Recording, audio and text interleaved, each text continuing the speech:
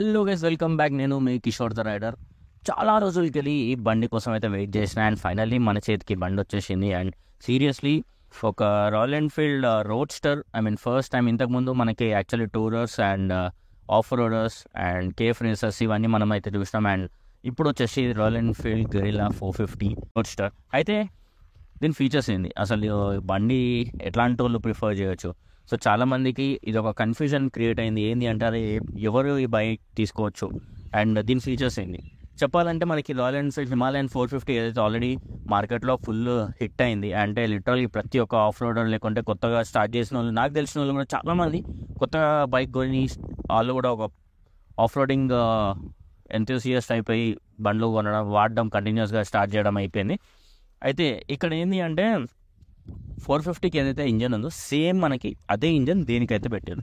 అయితే power compare to Himalayan దేనికి ఇంకొంచెం బెటర్గా ఉంటుంది. ఇంకోటి ఏంటంటే ఫస్ట్ గేర్లో సో ఎప్పుడైతే మనం ఆన్ చేసి కొంచెం పవర్ గుంజంగానే సప్పని వెళ్ళిపోతుంది బండి. సో ఆ పుష్ అనేది మనకి ఎట్లా అంటే ఇట్లా ఏదో అరే ఏం బై అని చెప్పేసి ఒక ఫస్ట్ టైమర్స్ అయితే లిటరల్లీ కొంచెం జాగ్రత్తగా అయితే డ్రైవ్ చేయండి. అండ్ దాంతోపాటు దీన్ని మనకి టైర్స్ కూడా చూసుకుంటే చాలా పెద్ద హైట్ అనేది కొంచెం చిన్నగా అయినాయి. కాకపోతే దీని రేడియల్స్ వచ్చేసి రియర్ వచ్చేసి ఆల్మోస్ట్ 160 ఉంది. అంటే లైక్ లిటరల్లీ అర్థం చేసుకోరు, ఒక బిగ్ మిషన్కి ఏదైతే సైజ్ ఉంటుందో ఆల్మోస్ట్ ఆ టైర్స్ అయితే మనకు ఉన్నాయి.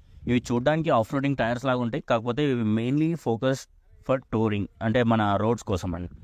అండ్ సీట్ హైట్కి వస్తే మనకి 780 mm ఉంది. అండ్ ఫ్యూయల్ ట్యాంక్ కొంచెం మనకి 11 litres tank capacity. And so far ఇది దీనికి కాంపిటీటర్ అంటే మనకి స్పీడ్ 400 ఈ వెహికల్స్ అయితే ఆల్రెడీ మార్కెట్లో అవైలబుల్ ఉన్నాయి. అండ్ ఆ కాంపిటీషన్కి మనకి రాయల్ ఎన్ఫీల్డ్ 450కి పర్ఫెక్ట్ అనమాట. సో ట్రాంప్ 400 ఏదైతే ఉందో 400 మన స్పీడ్ 400, దానికి మన గెరిల్లా 450 కాంపిటేటివ్ వెహికల్ అని చెప్పొచ్చు. సో కంపారిజన్స్కి పోతే మనకి ఆ వెహికల్స్కి కంపేర్ చేయొచ్చు.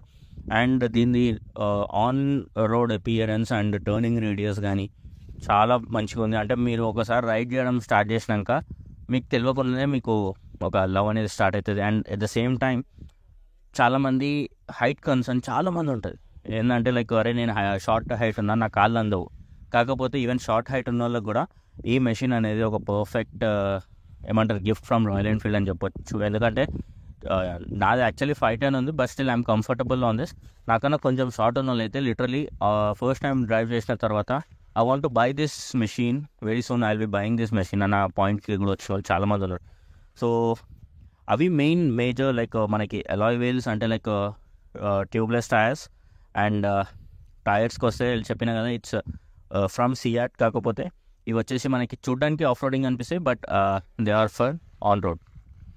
అండ్ దీని ప్రైజింగ్ వచ్చేసి ఆల్మోస్ట్ మనకి 3.05 lakh నుంచి స్టార్టింగ్ అరౌండ్ ఉంటుంది. అంటే varies with the showroom to showroom. And ఇది మనకి on road price almost 3 lakh plus అయితే ఉంది.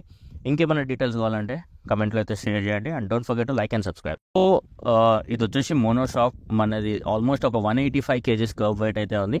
అండ్ దాంతోపాటు మనకి టెయిల్ లైట్ ఇవే. అండ్ దీంట్లోనే మనకి ఇంటిగ్రేటెడ్ లైక్ హజార్డ్ ఇండికేటర్స్ మనకైతే ఇక్కడ కనిపిస్తున్నాయి. సో పర్టికులర్గా అదే టెయిల్ లైట్ ఏది అని వెతకకూరి. So whenever you switch on the bike, so these are your tail lights. And tyres చెప్పినా కదా, సో ఇది సీరియస్లీ 160 అసలు పెద్దగా కనిపిస్తున్నాయి, ఏదో పెద్ద బైక్ పోతుంది. చాలామంది స్టిల్ ఒక కన్ఫ్యూజన్లో ఉన్నారు, అది ఏంది ఇది రాయల్ ఎన్ఫీల్డ్ నుంచి ఏ బైక్ వచ్చింది, రాయల్ ఎన్ఫీల్డ్ అని ఉంది కాకపోతే ఏం అర్థం కావట్లేదు అని చాలామంది ఇంకా ఆ పాయింట్లో ఉన్నారు. So this is guerrilla 450.